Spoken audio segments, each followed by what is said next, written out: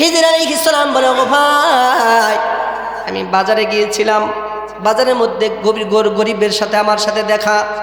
আল্লাহ তাআলা বলেছেন, সাবধান সাবধান, গরিব দুঃখীর মানুষের ঘাট ধাক্কা দিয়ে বিদায় করবে না, তাদের সাথে দুর্ব্যবহার করবে না। এই লোকটা যখন আমার কাছে এসে হাত প্রসারিত করেছে, আমার কাছে এই ব্যক্তিকে দেওয়ার মতো কোনো টাকা ছিল না, কিন্তু তাকে আমি বিদায় করতে পারি নাই, নিষেধও করতে পারি নাই, ঘাড়ও ধাক্কা দেই নাই।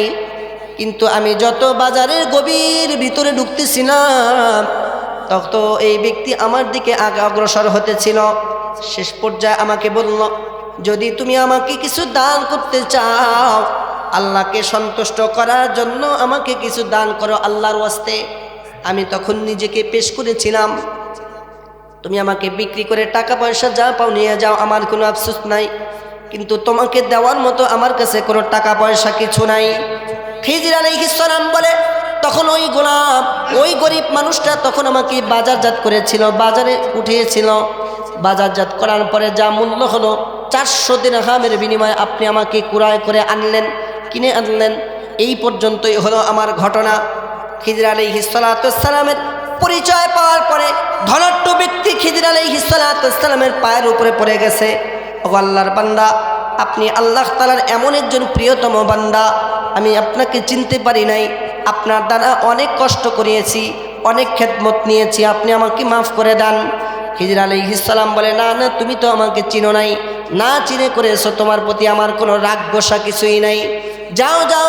তারপরে তুমি যেহেতু কাকুতি মিনতি করে বলতেছ, আমি তোমাকে আমার সাথে যত কাজ তুমি করিয়েছ আমি তো কিছুই মনে করি নাই, কেননা আমি তো তোমার গোলাম, তুমি আমার মুনিব। যেহেতু ক্ষমা চেয়েছো, তোমাকে আমি মাফ করে দিলাম, কিন্তু তোমার কাছে আমি একটা মিনিটের জন্য আর এখানে উপস্থিত থাকতে চাই না, কেননা আমার পরিচয় তুমি জেনে গিয়েছো। তোমার কাছে আমি আর একটা মিনিটের জন্য, একদিনের জন্য আর সময় ব্যয় করব না, চলে যাব। ধনী ব্যক্তি তাকায় দেখে, উনি এটা বলার পরে একটু পরে আমার চোখের অগোচর হতে দেরি এই ব্যক্তিকে আমি আর মুহূর্তের মধ্যে আর এনাকে গায়েব হতে দেরি নাই, আর কখনো আমার চোখের সামনে আমি আর দেখি নাই। আল্লাহর নবী বলে, আল কাসিমু হাবিবুল্লাহ, যারা দিন মজুর, হক টাকা উপার্জন করে, বক্ষণ করে, কোনো হারাম খায় না, আল্লাহর নবী বলে, আল কাসিবু হাবিবুল্লাহ, এই ব্যক্তিগুলো আল্লাহ তাআলার বন্ধুতে রূপান্তরিত হয়ে যায়। তদানীন্তন সময়ের আরেকটা আলোচনা, একটা ওয়াকিয়া। আল্লাহর বান্দা বাজারে গেছে গোলাম ক্রয় করার জন্য। কাল উইবি নামক কিতাবে ঘটনা উল্লেখ করা হয়, যখন তুমি আমার দ্বারা দিনের বেলায় খেদমত নিবে, রাতের বেলায় কোনো কাজ আমার দ্বারা করাবে না।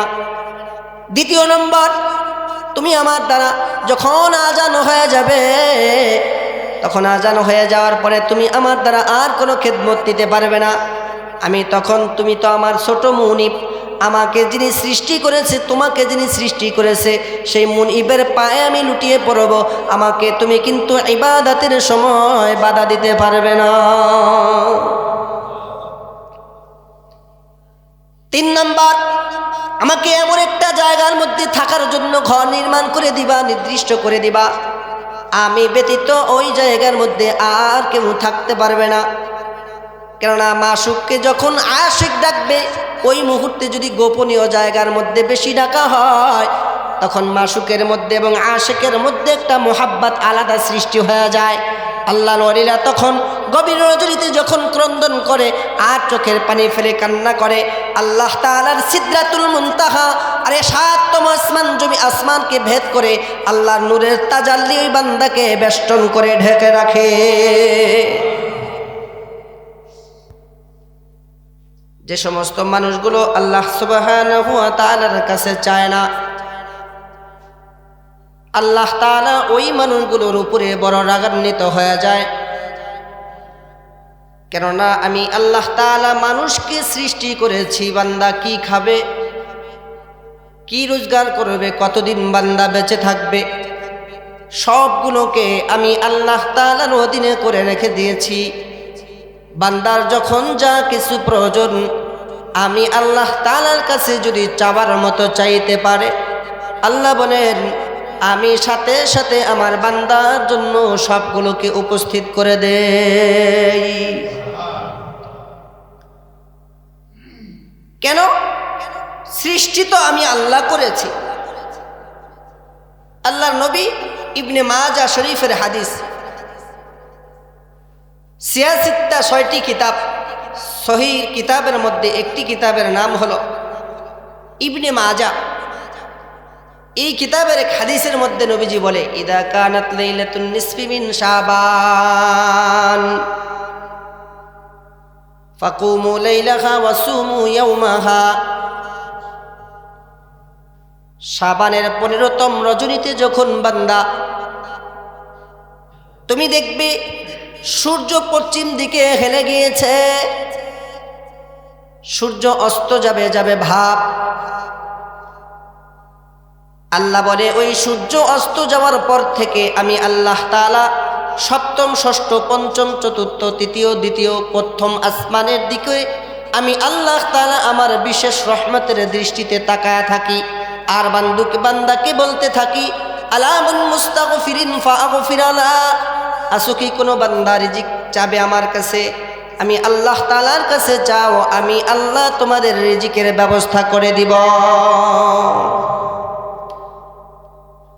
আলামিন মুস্তারজিকিন ফারজুকহু। আসো কি কেউ রিজিক অভাবগ্রস্ত আমার কাছে রিজিকের প্রয়োজন, রিজিক চাও, আমি আল্লাহ তাআলা তোমাদের রিজিকের ব্যবস্থা করে দিব। বান্দার যখন যা কিছু প্রয়োজন, ওই প্রয়োজন যিনি মিটায় তিনি তার নাম কি বলেন? যখন যা কিছু প্রয়োজন আল্লাহ তাআলার কাছে চাওয়া, আল্লাহ বলে আলামিন মুস্তাগফিরিন ফাগফির লাহ। গুনাহ মাফের জন্য আমি আল্লাহ তাআলার কাছে চাও, আমি আল্লাহ তাআলা তোমাদের গুনাহকে মাফ করে দিব।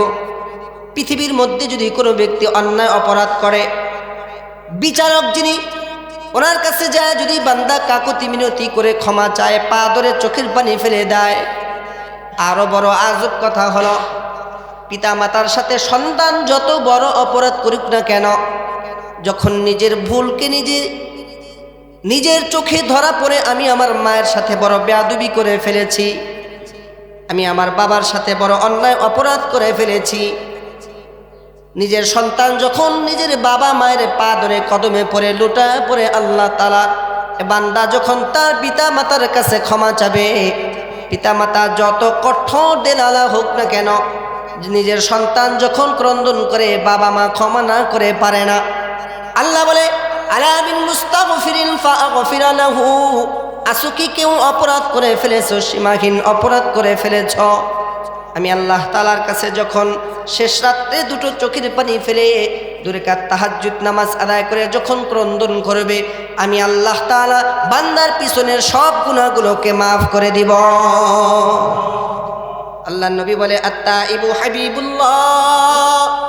তওবাকারী ব্যক্তি যে গুনাহ থেকে তওবা করে, ওই ব্যক্তি আমি আল্লাহ তাআলার বন্ধুরে রূপান্তরিত হয়ে যায়। আল্লাহ বলেন আত্তাইবু মিনাজ যামবি কামান লা যামবা লাহু।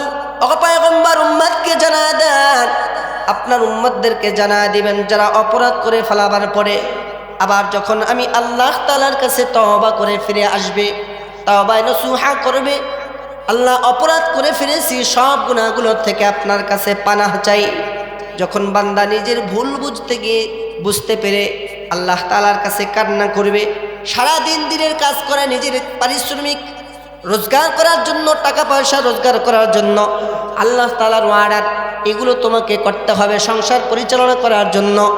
যখন গভীর রজনী হয়ে যাবে আর আল্লাহ তাআলার কাছে কান্না করবে, আল্লাহর নবী বলেন শোনো, মান বাকাহুম মিন খাশিয়াতিল্লাহ ওয়া তিলকাল আমসালু নাদরিবুহা, মান বাকাহুম মিন খাশিয়াতিল্লাহ হারামাল্লাহু আলাইহিল জান্নাহ ওয়া মাওয়াহুন নার।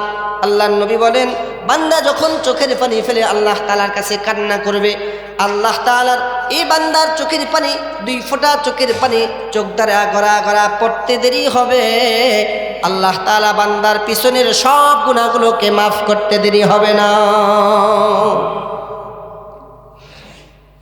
কেননা পৃথিবীর মধ্যে মানুষ গভীর রজনীতে যখন মানুষগুলো ঘুমিয়ে যায় তখন তাদের দরজাগুলো খোলা থাকে না বন্ধ থাকে? কথা কয় না? খোলা থাকে না বন্ধ থাকে? বন্ধ থাকে। কেন? শত্রুর ভয়, চোরের ভয়, নিজেকে নিজে সেফটি করার জন্য দরজা জানালা সব বন্ধ করে ঘুমায়।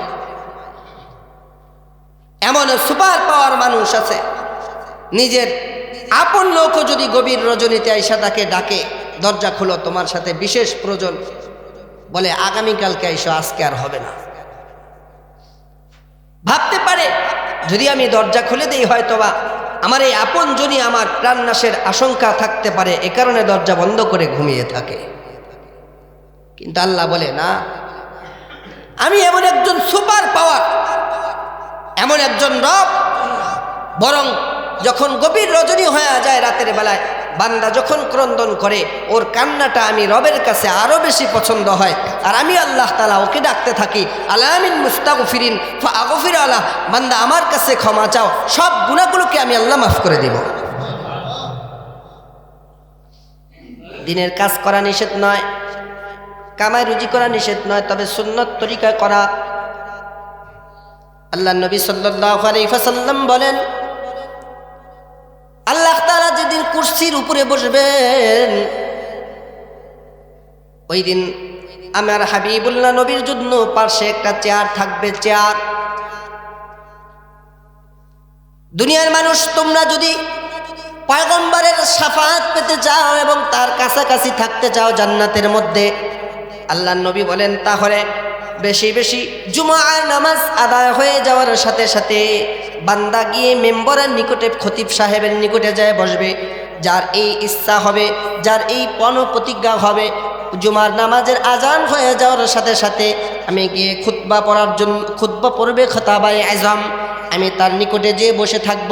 তার কাছে যদি পছন্দনীয় হয় খতিবের চেহারা দেখা, আল্লাহর নবী বলেন তার এই কথা শোনার পরে বান্দা যখন আমলে পরিণত করবে, জান্নাতে আমি পয়গম্বরের পাশাপাশি তার সিট হবে, বেডরুম হবে। আর দিনের বেলায় সারাদিন কাজ কর্ম করবে নিষেধ নয়। কেননা যারা আমি আল্লাহ তাআলাকে মুহাব্বত করে, ওয়াল্লাযীনা আমানু আশাদ্দু হুব্বান লিল্লাহ, আল্লাহ বলে আমাকে সবচেয়ে বেশি মুহাব্বত করে, ভালোবাসে হলো মুমিনগণ। মুমিনের বৈশিষ্ট্য, আমি দুনিয়ার মধ্যে যারা আলেম তাদেরকে কিয়ামতের কিন্তু কবরে জিজ্ঞাসা করা হবে না তুমি আলেম হয়ে এসেছো কিনা, কবরে জিজ্ঞাসা করা হবে না তুমি হাজি হজ করে এসেছো কিনা, কবরে জিজ্ঞাসা করা হবে তোমার নেক আমল আছে নি, তুমি নেক আমল এবং ঈমান নিয়ে কবরে আসতে পেরেছো কিনা। তোমার রবের পরিচয় দাও, তোমার ধর্মের পরিচয় দাও। তোমাদের নিকটে একজন রসুল প্রেরণ করা হয়েছিল, তাকে তুমি চিনো কিনা, তার উৎস মোতাবেক তুমি চলেছো কিনা, তার পদঙ্ক অনুসরণ করেছো কিনা জিজ্ঞাসা করা হবে। আল্লাহ তাআলার কাছে কে ধনী কি গরিব এটার মধ্যে কোনো তমিজ নাই। পয়গম্বর আরবি সাল্লাল্লাহু আলাইহি ওয়াসাল্লাম বলে, খিজির আলাইহিস সালাতু ওয়াস সালাম একদিন বাজারের মধ্যে যাচ্ছে, হঠাৎ করে একজন গরিব মানুষ, ভিক্ষুক লোক আয়েশা ওনার কাছে হাতকে প্রসারিত করছে, ডাক দিয়ে বলে, আমি বড় হতদরিদ্র, আমাকে কিছু দান করেন।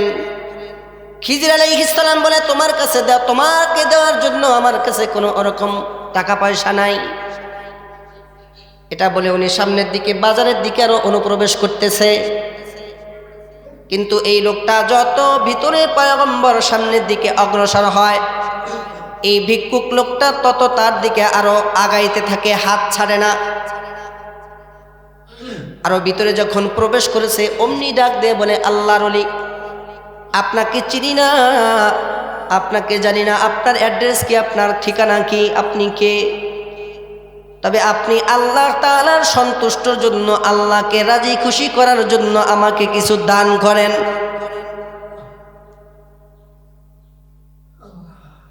খিজির আলাইহিস সালাতু ওয়াস সালাম বলে, বান্দা তোমাকে দেওয়ার মতো আমার কাছে কোনো টাকা নাই, কোনো ধন সম্পত্তি আমার কাছে মৌজুদ এই মুহূর্তে নাই। তবে তুমি যেহেতু বলেছো আল্লাহকে সন্তুষ্ট করার জন্য কিছু দেওয়ার জন্য, তোমাকে আমি আর খালি হাতে ফেরত দিতে চাই না। তুমি আমাকে বাজারজাত করো, বাজারে গিয়ে বিক্রি করো। এর থেকে যত টাকাগুলো তুমি পাবে ওইগুলো তুমি তোমার জীবনে তুমি খরচ করবে, তোমার সংসারে খরচ করবে। কিন্তু ভিক্ষুক কেমন ভিক্ষুক? খিজির আলাইহিস সালাতু ওয়াস সালাম নিজের অপারগতা প্রথমে স্বীকার করছে, উনি মানতে রাজি নয়। দ্বিতীয়বার বলল আমার কাছে টাকা পয়সা তোমাকে দেওয়ার মতো এমন কিছু মজুদ নেই, তবে যদি তুমি আমাকে বাজারজাত করো, বিক্রি করে যত টাকা পয়সা তোমার হবে এইগুলো নিয়ে তুমি সংসার চালাই। এই ভিক্ষুক এমন ভিক্ষুক, সে সত্যই খিজির আলাইহিস সালাতু ওয়াস সালামকে বাজারজাত করছে, বাজারে উঠেছে। পূর্বের কালে মানুষ বিক্রি হতো, অর্থাৎ গোলাম বিক্রি হতো। তো বাজারে নিয়ে দাম চাইছে, তো 400 দিনার এর বিনিময়ে খিজির আলাইহিস সালাতু ওয়াস সালামকে বিক্রি করে দিয়েছে। সুবহানাল্লাহি ওয়া বিহামদিহি। খিজির আলাইহিস সালাম বিক্রি হয়ে গেছে, ওনাকে কুরায় করে আনছে তৎকালীন সময়ের বড় এক ধনাঢ্য ব্যক্তি। তো কোনটা চোর আর কোনটা আল্লাহর ওলি এটা তো চেহারাই ভাইসা ওঠে, তাই না? তো ওনার কাছে যখন ওনাকে কিনে নিয়ে গেছে, খিজির আলাইহিস সালাতু ওয়াস সালাম, উনি তো আল্লাহ তাআলার প্যারা বান্দা, ইবাদত বন্দেগিরিতে মশগুল। ওনাকে বললেন আপনি তো আমার মালিক, তাহলে আপনি আমাকে একটা কাজ দেন, এই কাজগুলোকে আমি করতে থাকি। মালিক বলে না, আমি তোমাকে কাজ করাবার জন্য কুরাই করে আনি নাই। মুকাতেব গোলাম বলা হয়, মনে করেন একটা চুক্তির মাধ্যমে ওনাকে কিনে নিয়েছে।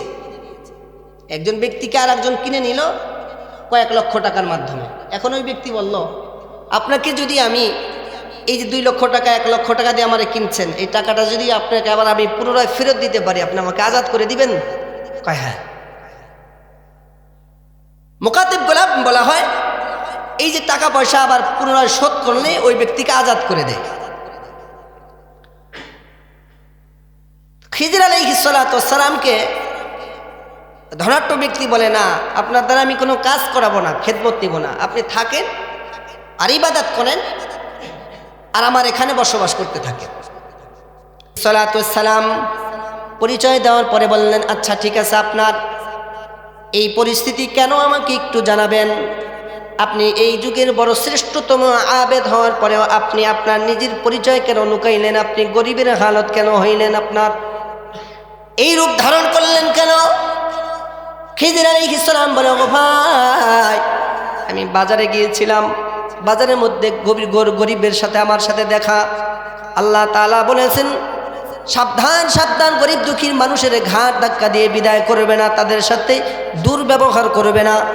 এই লোকটা যখন আমার কাছে এসে হাত প্রসারিত করেছে, আমার কাছে এই ব্যক্তিকে দেওয়ার মতো কোনো টাকা ছিল না, কিন্তু তাকে আমি বিদায় করতে পারি নাই, নিষেধ করতে পারি নাই, ঘাড়ও ধাক্কা দেই নাই। কিন্তু আমি যত বাজারের গভীর ভিতরে ঢুকতেছিলাম, তখন এই ব্যক্তি আমার দিকে আগে অগ্রসর হতেছিল। শেষ পর্যায়ে আমাকে বলল, যদি তুমি আমাকে কিছু দান করতে চাও, আল্লাহকে সন্তুষ্ট করার জন্য আমাকে কিছু দান করো আল্লাহর ওয়াস্তে। আমি তখন নিজেকে পেশ করেছিলাম, তুমি আমাকে বিক্রি করে টাকা পয়সা যা পাও নিয়ে যাও, আমার কোনো আফসোস নাই, কিন্তু তোমাকে দেওয়ার মতো আমার কাছে কোনো টাকা পয়সা কিছু নাই। খিজির আলাইহিস সালাম বলে তখন ওই গোলাম, ওই গরিব মানুষটা তখন আমাকে বাজারজাত করেছিল, বাজারে উঠিয়েছিল। বাজারজাত করার পরে যা মূল্য হলো 400 দিরহামের বিনিময়ে আপনি আমাকে কুরায় করে আনলেন, কিনে আনলেন। এই পর্যন্তই হলো আমার ঘটনা। খিজির আলাইহিস সালাতু ওয়াস সালামের পরিচয় পাওয়ার পরে ধনাঢ্য ব্যক্তি খিজির আলাইহিস সালাতু ওয়াস সালামের পায়ের উপরে পড়ে গেছে, ও আল্লাহর বান্দা, আপনি আল্লাহ তাআলার এমন একজন প্রিয়তম বান্দা, আমি আপনাকে চিনতে পারি নাই, আপনার দ্বারা অনেক কষ্ট করিয়েছি, অনেক খেদমত নিয়েছি, আপনি আমাকে মাফ করে দেন। খিজির আলাইহিস সালাম বলে, না না, তুমি তো আমাকে চিনো নাই, না চিনে করেছো, তোমার প্রতি আমার কোনো রাগ গোসা কিছুই নাই, যাও যাও। তারপরও তুমি যেহেতু কাকুতি মিনতি করে বলতেছ, আমি তোমাকে আমার সাথে যত কাজ তুমি করিয়েছ আমি তো কিছুই মনে করি নাই, কেননা আমি তো তোমার গোলাম, তুমি আমার মুনিব। যেহেতু ক্ষমা চেয়েছো তোমাকে আমি মাফ করে দিলাম, কিন্তু তোমার কাছে আমি একটা মিনিটের জন্য আর এখানে উপস্থিত থাকতে চাই না, কেননা আমার পরিচয় তুমি জেনে গিয়েছো। তোমার কাছে আমি আর একটা মিনিটের জন্য, একদিনের জন্য আর সময় ব্যয় করব না, চলে যাব। ধনী ব্যক্তি তাকায়া দেখে, উনি এটা বলার পরে একটু পরে আমার চোখের অগোচর হতে দেরি এই ব্যক্তিকে আমি আর মুহূর্তের মধ্যে আর এনাকে গায়েব হতে দেরি নাই, আর কখনো আমার চোখের সামনে আমি আর দেখি নাই। আল্লাহর নবী বলে, আল কাসিমু হাবিবুল্লাহ,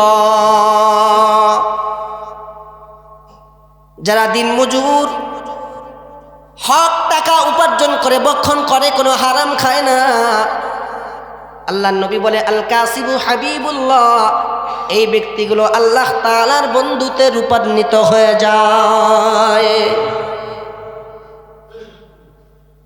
তদানীন্তন সময়ের আরেকটা আলোচনা, একটা ওয়াকিয়া। আল্লাহর বান্দা বাজারে গেছে গোলাম ক্রয় করার জন্য। কাল উইবি নামক কিতাবে ঘটনা উল্লেখ করা হয়, যখন বাজারে গেছে গোলাম ক্রয় করার জন্য, বাজারে গিয়ে একটা গোলাম ক্রয় করতে গেছে, দাম চেয়েছে, দাম কত? কয় এত রিয়াল।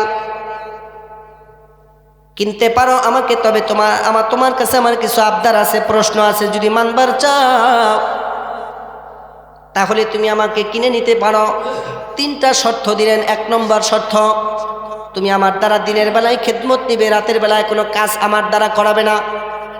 2 নম্বর, তুমি আমার দ্বারা যখন আজান হয়ে যাবে, তখন আজান হয়ে যাওয়ার পরে তুমি আমার দ্বারা আর কোনো খেদমত নিতে পারবে না। আমি তখন, তুমি তো আমার ছোট মুনিব, আমাকে যিনি সৃষ্টি করেছে, তোমাকে যিনি সৃষ্টি করেছে, সেই মুনিবের পায়ে আমি লুটিয়ে পড়ব, আমাকে তুমি কিন্তু ইবাদতের সময় বাধা দিতে পারবে না। 3 নম্বর, আমাকে এমন একটা জায়গার মধ্যে থাকার জন্য ঘর নির্মাণ করে দিবা, নির্দিষ্ট করে দিবা, আমি ব্যতীত ওই জায়গার মধ্যে আর কেউ থাকতে পারবে না। কেননা মাসুককে যখন আশিক ডাকবে, ওই মুহূর্তে যদি গোপনীয় জায়গার মধ্যে বেশি ডাকা হয়, তখন মাসুকের মধ্যে এবং আশিকের মধ্যে একটা মোহাব্বত আলাদা সৃষ্টি হয়ে যায়। আল্লাহর ওলিরা তখন গভীর রজনীতে যখন ক্রন্দন করে আর চোখের পানি ফেলে কান্না করে, আল্লাহ তাআলার সিদরাতুল মুনতাহা, আরে 7তম আসমান, জমি আসমানকে ভেদ করে আল্লাহর নূরের তাজাল্লি ওই বান্দাকে বেষ্টন করে ঢেকে রাখে। আল্লাহর বান্দা বলে, আপনি আমাকে দিনের বেলায় কাজ করাবেন, রাতের বেলায় কোনো খেদমত নিতে পারবেন না। আচ্ছা ঠিক আছে, চলো। যত মানুষ আজ পর্যন্ত নিজের বাড়িতে কাজ করার জন্য আনলাম, এমন কোনো গোলাম আমার বাড়িতে আসে নাই যে শর্তের মাধ্যমে আমার বাসাতে কাজ করার জন্য আসে। মালিকের মধ্যে একটা আলাদা কৌতূহল জেগে গেল, আয় হায়, আজ পর্যন্ত যত মানুষ ডেকে আনলাম, যত মানুষ কাজের জন্য আনলাম, কেউ আজ পর্যন্ত আমাকে এই কথা বলতে পারলো না, শর্তের মাধ্যমে আমার কাছে কেউ আসলো না। এই ব্যক্তি অবশ্যই অবশ্যই আল্লাহ তাআলার একজন পেয়ারা বান্দা হবে।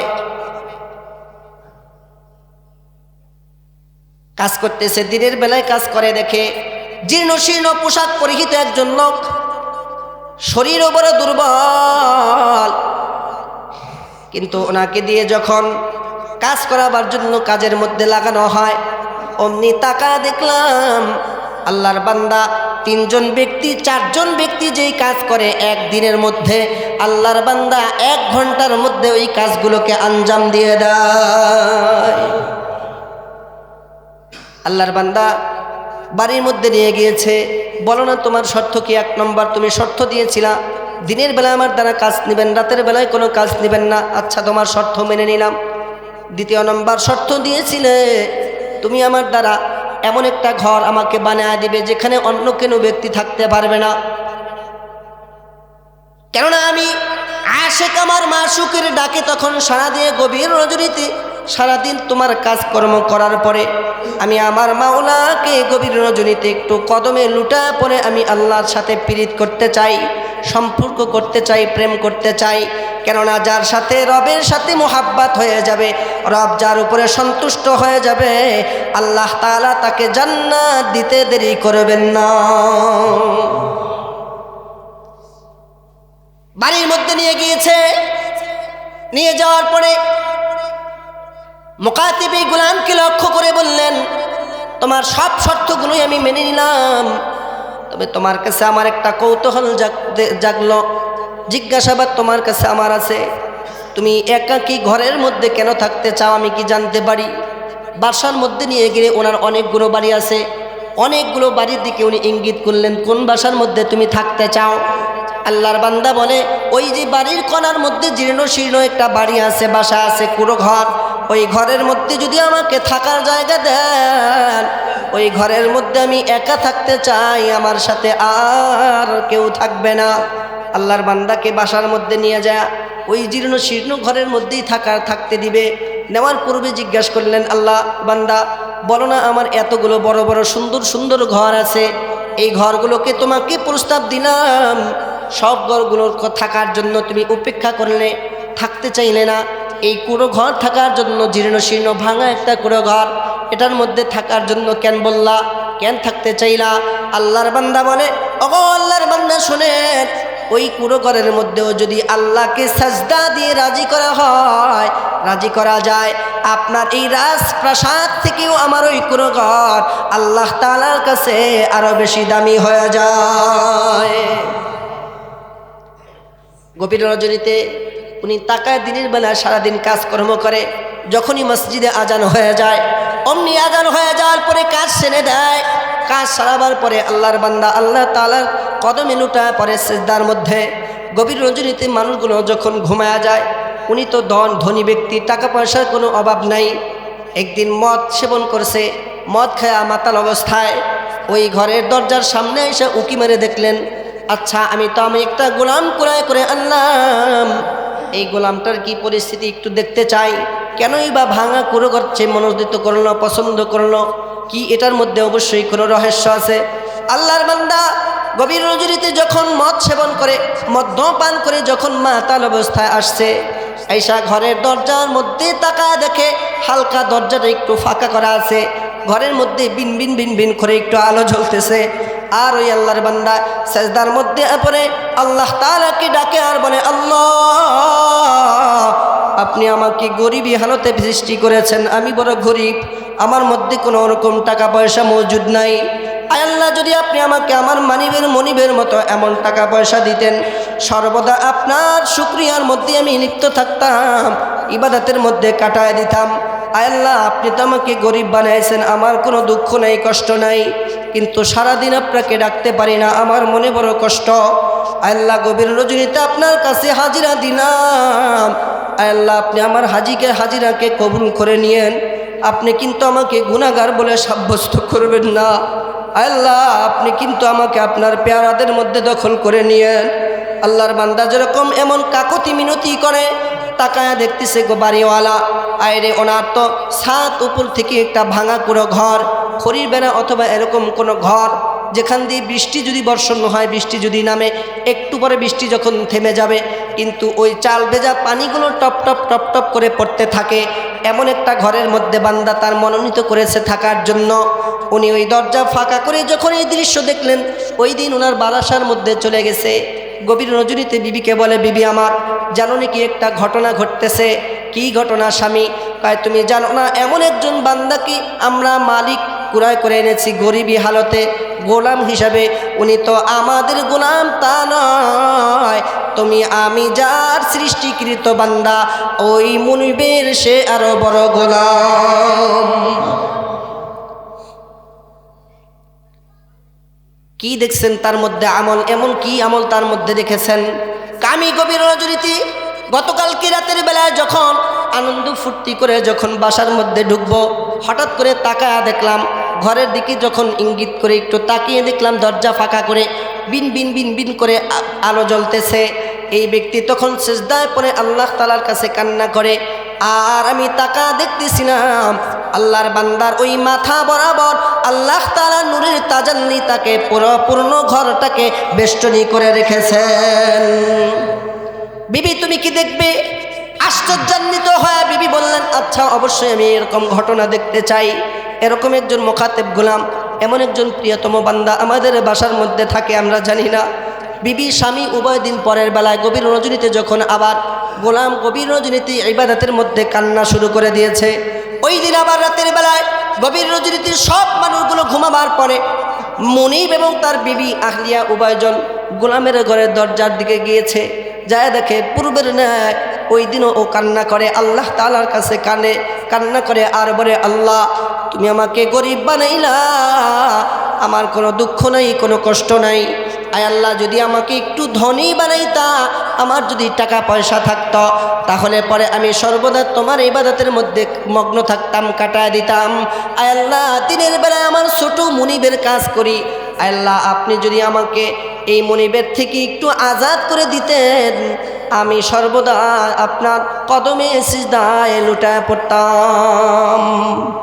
বিবি এবং স্বামী উভয়জন এরকম আলোচনা করতেছে, হায় হায় এমন একজন বান্দাকে তুমি ক্রয় করে এনেছ, জানো কি তার আতা, জানো কি তার মোকাম কত বড়, জানো কি তার সম্মান কত বড়। তাই না না, সিদ্ধান্ত উপনীত হয়ে গেল স্বামী স্ত্রী, এই গোলামকে আর বাড়ির মধ্যে রাখা যাবে না, তাকে আমরা আজাদ করে দিব, ছেড়ে দিব। কিভাবে ছেড়ে দিব?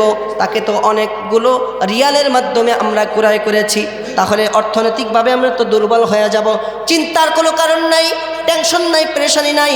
স্বামী আমার, আপনি যদি আপনার এই বান্দা, আপনার এই গোলামকে যদি আপনি আজাদ করে দেন, হতে পারে যত টাকাগুলো আপনি এর দ্বারা ক্রয় করে এনেছেন, আল্লাহ তাআলা অন্য দিক দিয়ে আমাদের বরকতের মাধ্যমে টাকা পয়সার মালিক বানিয়ে দিতে পারেন।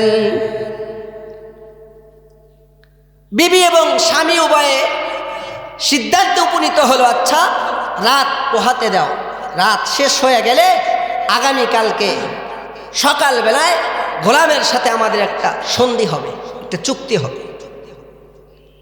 রাত যখন শেষ হয়ে গেছে, সকালবেলায় মুনিব এবং তার স্ত্রী উভয়জন আবার গোলামের ঘরের দরজায় যা নক করছে, গোলাম ঘরের দরজা খোলো, তোমার সাথে একটু কথা আছে। দরজা খোলার পরে বললেন, কি এমন কথা? আমার সাথে বিশেষ কথা, যা আপনি বলবেন। তোমার সাথে কথা হলো, আমি তোমাকে আর গোলামিত্ব জীবন দেখতে চাই না, আমি তোমাকে আর গোলামে থাকতে চাই না, থাকতে দিতে চাই না। তোমাকে আমি এখনই এই অবস্থায় তোমাকে আমি আজাদ করে দিতে চাই। আল্লাহু আকবার। গোলাম মনে করছে, হায় হায়, আমার মনে হয় কাজে কোনো ত্রুটি হয়ে গেছে, মনে হয় কোনো ভুল হয়ে গেছে, যার কারণে আমাকে মনে হয় আজাদ করে দিবে। খুব কাকুতি মিনতি করে মুনিবকে বলতেছে, মুনিব আমার যদি কোনো ভুল হয়ে থাকে আপনি আমাকে ক্ষমা করে দেন, তারপরে আপনি আমাকে আজাদ করে দিয়েন না, কারণ আমি তো গরিব মানুষ। তো মুনিব বললেন, তোমাকে আমি আজাদ করে দিব, তোমার কোনো দোষ ত্রুটি আমার নজরে পড়ে নাই, কিন্তু তোমার ভালো আমলগুলো আমার নজরে পড়েছে, ওই কারণে আমি বুঝতে পেরেছি তুমি আমার গোলামিত্ব জীবন যাপন করো না, বরং আমি যার গোলাম, তোমাকে আমাকে যিনি সৃষ্টি করেছে রব, তুমি তো তার বড় প্রিয়তম মাহবুব বান্দা। তোমাকে গত রাত্রে এবং তার আগের রাত্রে 2 দিনের ইবাদত আমি দেখেছি, ওই কারণেই আমি মালিক তোমাকে আজাদ করে দিচ্ছি। এখন উনি বলে, হায় হায়, আমি যে আল্লাহ তাআলার ইবাদত বন্দেগী করি, পৃথিবীর মধ্যে কেউ জানে না, আর আমার এই আমলগুলো আজকে মালিকের কাছে যেহেতু প্রকাশ পেয়ে গিয়েছে, আল্লাহ আপনার কাছে আমি একদিন দুই দিন নয়, আমার জীবনের 36টি বছর অতিবাহিত হয়ে গেছে, প্রত্যেকটা রাত্রে আপনার কাছে এরকমভাবে হাজিরা দিই, আমার বিবি বাল বাচ্চা কেউ জানে না এই গোপন আমল আপনার সাথে আমার এমন সম্পর্ক, যেহেতু আপনি আমাকে এভাবে প্রকাশ করিয়েই দিয়েছেন। আয় মালিক, আপনার কাছে আমি 2 রাকাত নামাজের সময় চাই, একটু অজু করার জন্য পানি দিবেন কি? বলে, হ্যাঁ অবশ্যই দেওয়া হবে। ওনাকে অজু করার জন্য যখন পানি দেওয়া হয়েছে, পানি দিয়ে নামাজ আদায় করছে, 2 রাকাত নামাজ আদায় করে হাত উত্তোলন করে আল্লাহ তাআলার কাছে বলতেছে, আয় রব, আপনার সাথে সম্পর্ক করি, 1 দিন 2 দিন নয়, 36টি বছর আমার অতিবাহিত হয়ে গেছে, পৃথিবীর মধ্যে কেউ জানে না, যেহেতু আমার এই গোপনীয় আমল আপনি আমার এই মালিকের কাছে, মানুষের কাছে প্রকাশ করে দিলেন, আমি আর দুনিয়ার মধ্যে থাকতে চাই না। আল্লাহ, আপনার সাথে প্রেম করেছি, আপনি যদি আমার উপরে সন্তুষ্ট হয়ে যান, আর আমি ইবাদত যদি কেবলমাত্র রেজায়ে মাওলা আপনাকে সন্তুষ্ট করার জন্য করেই থাকি, তাহলে এই যে দোয়া করতেছি, আল্লাহ আপনি আমাকে আপনার কাছে তুলে নিয়ে যান, আমি আর দুনিয়ার মধ্যে থাকতে চাই না। মুনিব বলে, আমি দেখলাম মালিক যখন, আমার এই গোলাম যখন নামাজ আদায় করে আল্লাহ তাআলার কাছে এরকমভাবে কান্না করলেন, আল্লাহ তাআলার বান্দা হাত মুখে মুজবার সাথে সাথে দেখি জমিনে পড়ে গেছে। আমি তখন বিবিকে বললাম, পানি আনো। হয়তোবা আমাদের সমাজে যেটা বলে স্ট্রোক করছে, হঠাৎ হার্ট স্ট্রোক করছে হয়তোবা। পানি মারলাম, দেখলাম না, বুকে হাত দিয়ে দেখলাম যে আল্লাহর বান্দা যে দোয়া করছে, তিনি তার মাশুক তার আশেকের ডাকে সারা, আশেক তার মাশুকের ডাকে সারা দিয়ে আল্লাহ তাআলার সান্নিধ্যে চলে গেছে, সে আর জমিনের মধ্যে নাই। আল্লাহ বলে, ওগো পয়গম্বর, আপনি জানায় দেন, আল কাসিবু হাবিবুল্লাহ, যারা এই যে দিন মজুর হক জীবিকা অন্বেষণ করে, এরা আমার বন্ধু। পক্ষান্তরে অট্টলিকা তৈয়ার করলো, কোটি কোটি টাকার মালিক হলো, কিন্তু ওটার মধ্যে হারাম নিমজ্জিত রয়েছে, হারামের মাধ্যমে সে উপার্জন করে, ওই ব্যক্তির এই কোটি কোটি টাকাও আমি আল্লাহ তাআলার কাছে একটা হালাল টাকার সমপরিমাণ কোনো মূল্য নেই। বুঝাইতে পারি নাই? এজন্য মুহতারাম হাজিরিন, যে যেই কাজগুলোই করি সর্বদা আল্লাহ তাআলার কাছে দোয়া করা এবং চেষ্টা করা আমার পকেটে যেন একটা টাকা হারাম না ঢুকে। আর দুনিয়াতে স্বাভাবিক যদি একটু স্বার্থে হাত লেগে যায়, আপনি যার জন্য চুরি করে খাওয়াইতেছেন, ডাকাতি করে খাওয়াচ্ছেন, রাহাজানি করে খাওয়াচ্ছেন, টেন্ডারবাজি করে খাওয়াচ্ছেন, অপরাধ অন্যায়ভাবে উপার্জন করে খাওয়াচ্ছেন, আপনার বিবিকে একদিন জিজ্ঞেস করেন তো যে আমি আজকে টাকা চুরি করে এই যে বাজার করে আনলাম বা বাজার করে আনছি, ওই যে দোকানদার আর অন্য অন্য ব্যক্তিরা অনেক সদায় বেহাতি নিছে, তা আমি সুযোগ মতো বাজার নিয়ে আসতে পালায় এসে পড়ছি, ওনারা টাকা দিই নাই, আমাদের এই টাকাগুলো বাইচে গেছে। বিবিকে একদিন বললেন তো যে এই যে গুনাহ হলো, এই গুনাহের ভাগ কি তুমি নিবে কিনা জিজ্ঞেস করে দেখেন। এক চান্সে বলবে তোমার গুনার ভাগে আমি নেব কেন? তাহলে আপনি কাকে খাওয়াচ্ছেন অপরাধ অন্যায় আর হারাম টাকা, যে আপনার দুনিয়ার মধ্যে আপনার এটাকে মেনে নিতে পারছে না, আখিরাতে কেমনে দিবে? আল্লাহ সুবহানাহু ওয়া তাআলা আমাদের সকলকে হারাম থেকে বেঁচে থাকার তৌফিক দান করে। মুহতারাম হাজিরিন, আজকে ইজতেমার প্রথম দিন, প্রথম পর্বের দ্বিতীয় পর্ব রবিবার থেকে আবার সোমবার থেকে শুরু হবে। এখান থেকে আমাদের 21 জেলা, মাদারীপুর জেলা সহ এটা 21 জেলাতে দ্বিতীয় ধাপে, অর্থাৎ সোমবার দিন শুরু শেখপুর মাদ্রাসা থেকে বাদ আসর, রবিবার দিন বাদ আসর গাড়ি যাবে ইনশাল্লাহ। নিয়ত করা যায় কারা কারা আমরা ইজতেমা যাব, নিয়ত করা যায় ইনশাল্লাহ, কারা কারা যাব? আল্লাহ তাআলা আমাদেরকে তৌফিক